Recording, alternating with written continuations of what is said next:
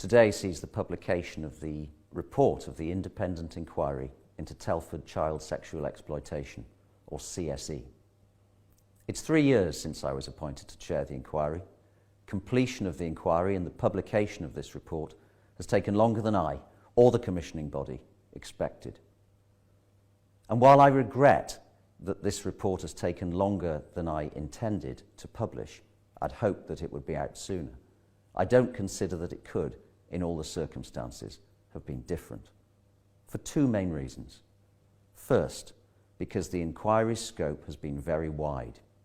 In terms of analysing the response to CSE in Telford and drawing conclusions, I've looked as far back as 1989.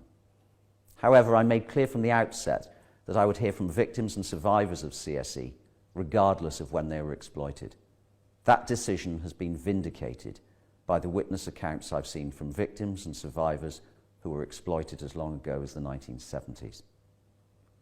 Second, we've received a greater volume of documents than we expected, and we've had to review large quantities of material to identify and analyse what's relevant. The inquiry's received in total over 1.25 million pages of material. Additionally, we've taken and considered evidence from 170 witnesses, on some occasions seeing witnesses more than once, during a time when the COVID pandemic has made meetings much more difficult. The pandemic, of course, also impacted the speed at which disclosure has been provided by key organisations, many of whom have been at the forefront of the local COVID response. Furthermore, we've continued to receive acutely relevant material from key stakeholders, particularly Telford and Wrekin Council, even during the last few months. The overwhelming theme of the evidence has been the appalling suffering of generations of children caused by the utter cruelty of those who committed child sexual exploitation. Victims and survivors repeatedly told the inquiry how, when they were children, adult men worked to gain their trust before ruthlessly betraying that trust, treating them as sexual objects or commodities. Countless children were sexually assaulted and raped. They were deliberately humiliated and degraded. They were shared and trafficked. They were subjected to violence and their families were threatened. They lived in fear. Their lives were forever changed. They've asked over the years, how was this allowed to happen? In brief, I found the following. More than 1,000 Telford children were exploited over decades.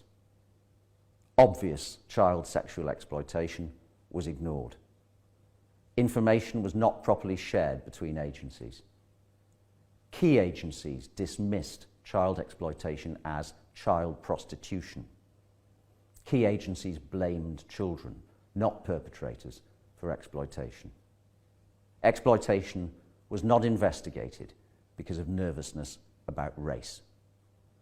Teachers and youth workers were discouraged from reporting child sexual exploitation, and as a result, offenders were emboldened and exploitation continued for years without a concerted response.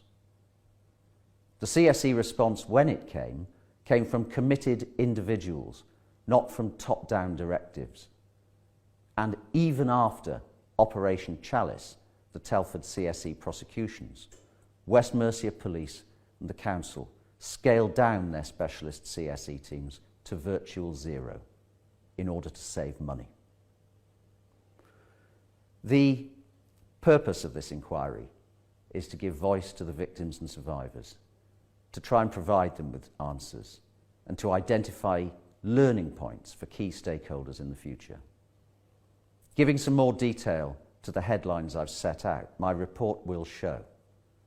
First, for decades, CSE thrived in Telford, unchecked. The account of a child in the 70s who recalls being sexually touched by groups of men in a corner shop and given gifts for her silence echoes in similar accounts given by victims and survivors who were exploited as children 30 years later. Only the nature of the gifts had changed. No longer sweets, but mobile phones and top-ups. I saw references to exploitation having become generational, having come to be regarded as normal by perpetrators and as inevitable by victims and survivors, some of whose parents had been through similar experiences. Attitudes like that can only develop if exploitation is not properly recognised and challenged. And in my view, for many years in Telford, as in many other towns and cities in England, it was not. CSE in Telford was not hidden, and key agencies were aware of it in detail. There's evidence that in the 1990s, people working with children, police officers, youth workers, teachers, expressed their concern about repeated episodes of children going missing and numerous cases of adult men exploiting children.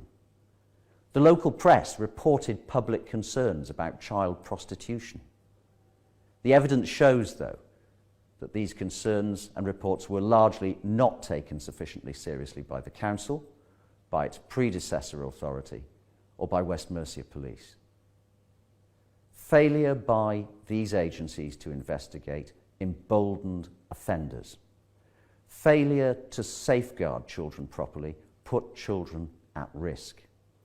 So far as both the council and West Mercia Police were concerned, a number of features appear to have contributed to this shocking failure to address CSE. A focus on abuse within the family at the expense of extrafamilial exploitation. Over-caution about acting in the absence of, quote, hard evidence, that is, a formal complaint from a child about exploitation. And a nervousness that investigating concerns against Southern Asian men, in particular, would inflame racial tensions.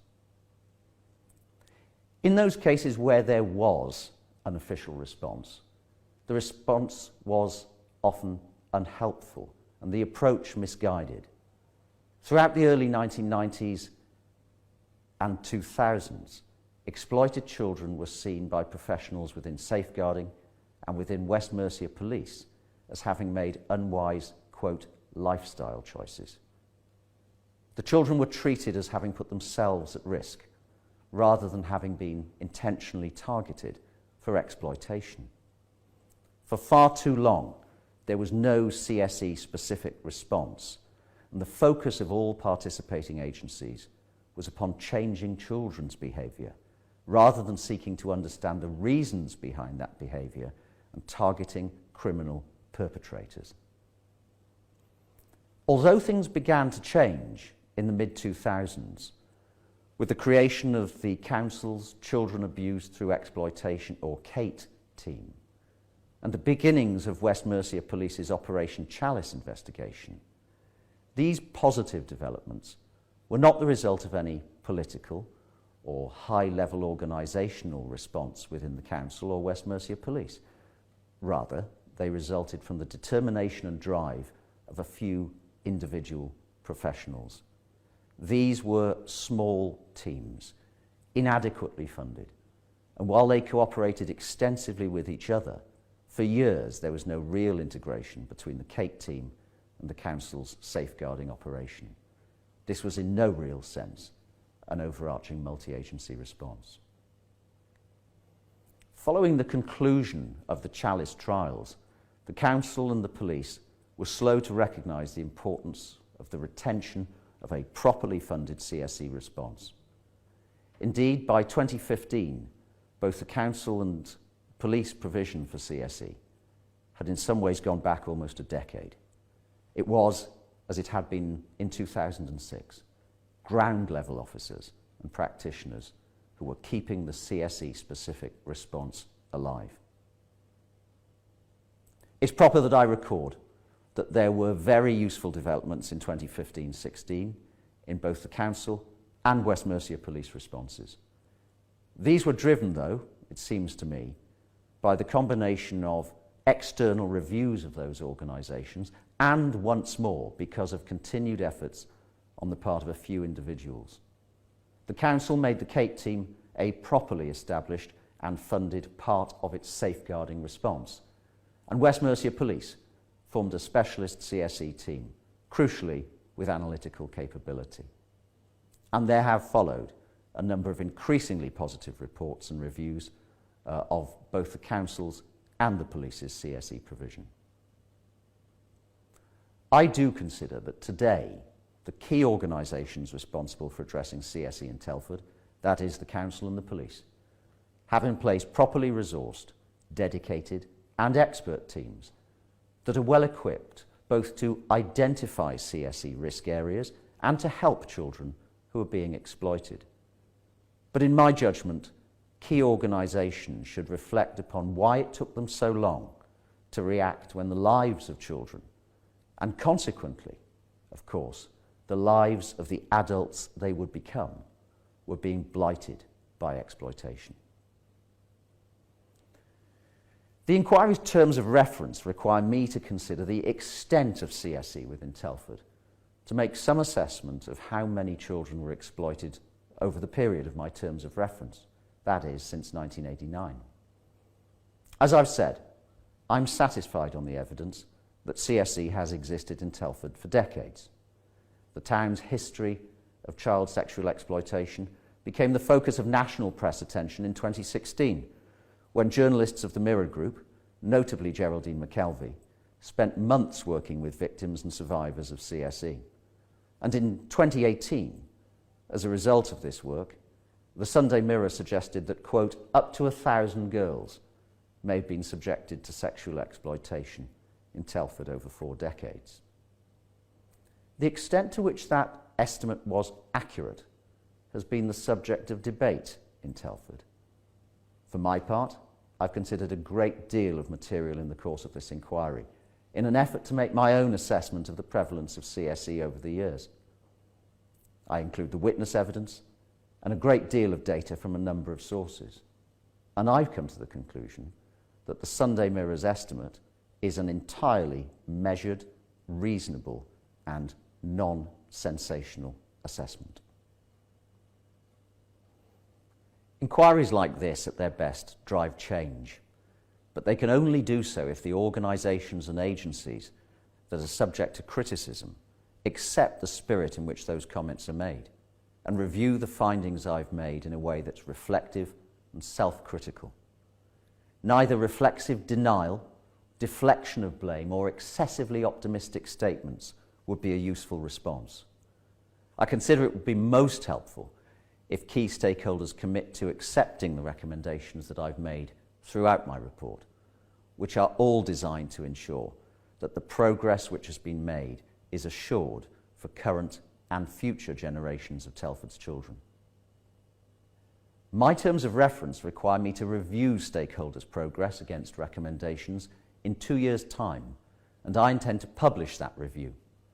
And it's important, therefore, that those stakeholders accept that they will be held accountable to the victims, survivors, and public at large for their response to my recommendations. Fundamentally, I consider the best defence against repetition of the failures of the past is for the wider public to understand the awful nature of CSE, to be vigilant in seeking to expose it. That means children's voices must be widely heard and the experiences of victims and survivors understood. In the course of this inquiry, I've spoken to victims and survivors of CSE, and I've read about the lives of many others. My view's been that it's an essential function of this inquiry that those accounts, whilst explicit and upsetting, are faithfully recorded. And in the report, the voices of those exploited children feature throughout, in case studies and in extracts from witness accounts and from documents. They've always been and remain at the heart of this inquiry, and I hope that this report goes some way to giving a voice to those children, now adults, who have, over the years, been ignored, marginalised, and even blamed for their own exploitation, and to providing them with some of the answers they've been seeking for so long. Thank you very much.